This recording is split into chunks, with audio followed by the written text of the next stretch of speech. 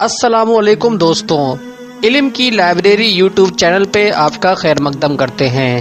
مغل بادشاہ اورنگزیب کی وفات مغل حکومت کے زوال کا نقطہ آغاز تھا، جو بھارت کی سیاسی بدامنی، معاشی اور معاشرتی بدحالی اور اخلاقی و مذہبی بدنظمی کا آغاز ثابت ہوا۔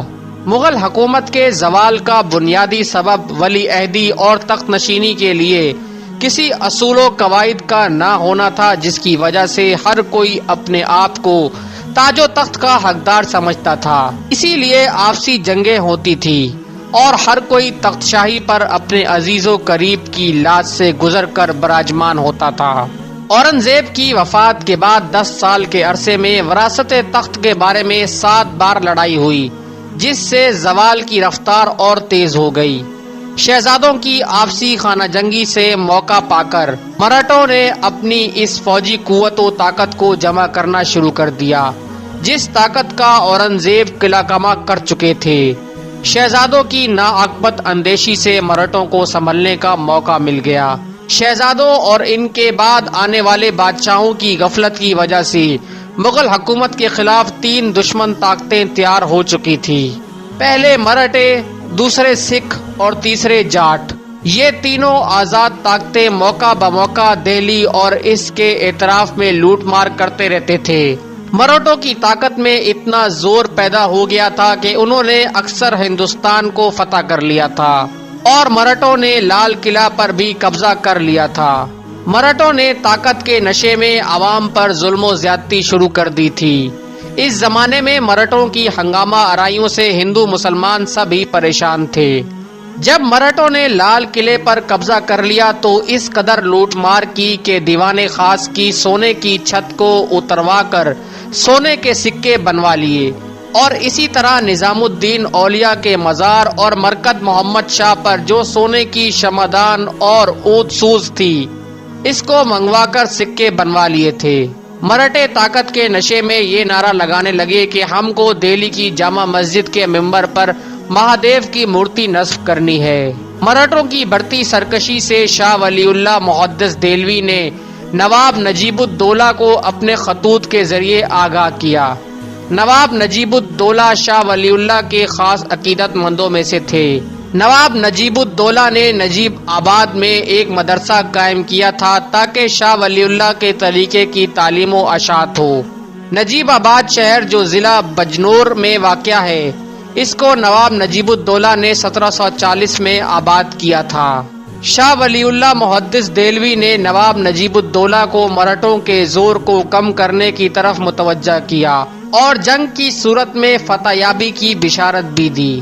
ان اضطرابی حالات میں شاہ ولی اللہ محدث دہلوی نے ایک فوجی اتحاد قائم کیا، جس میں شاہ ولی اللہ نے نواب نجیب الدولہ کے ذریعے احمد شاہ ابدالی کو شریک ہونے کی دعوت دی اور نواب نجیب الدولہ نے ہر طرح کی مدد کا وعدہ کیا۔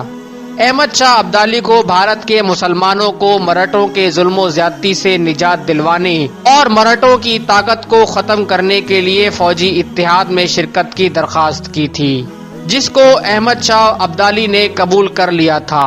احمد شاہ ابدالی نے وعدے کے مطابق 1 نومبر 1760 عیسوی کو پانی پت کے میدان میں ڈیرے ڈال دیے تھے۔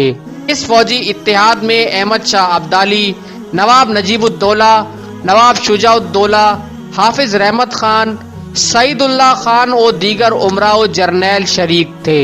نواب نجیب الدولہ پانی پت کی جنگ میں مقدمۃ الجیش کے افسر تھے۔ ادھر مراٹھے طاقت کے نشے میں اپنی فوج کو یقینی سمجھتے ہوئے اپنے لاؤ لشکر کے ساتھ پانی پت کے میدان میں پہنچ گئے۔ 14 جنوری 1761 عیسوی بروز بدھ کی صبح دونوں فوجیں ایک دوسرے کے آمنے سامنے میدان جنگ میں داد شجاعت دینے کو تیار تھیں۔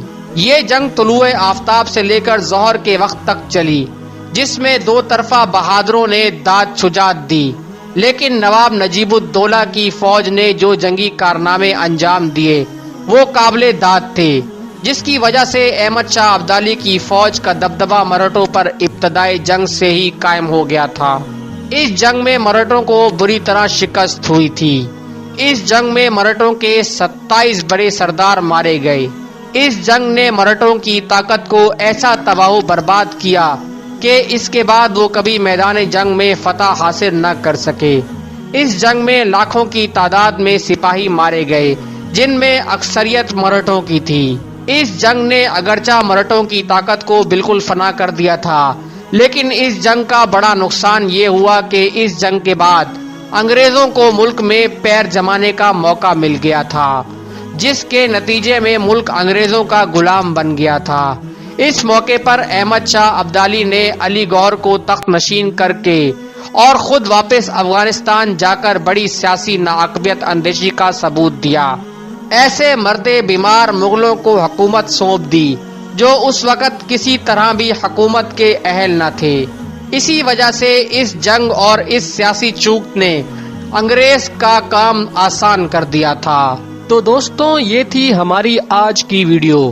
مزید اس جیسی علمی اور ہسٹوریکل ویڈیو دیکھنے کے لیے کر لیں ہمارا یوٹیوب چینل علم کی لائبریری سبسکرائب اور ساتھ موجود بیل آئیکن کو بھی دبائیں تاکہ رہتے رہیں آپ باخبر ہماری ہر نئی آنے والی ویڈیو سے۔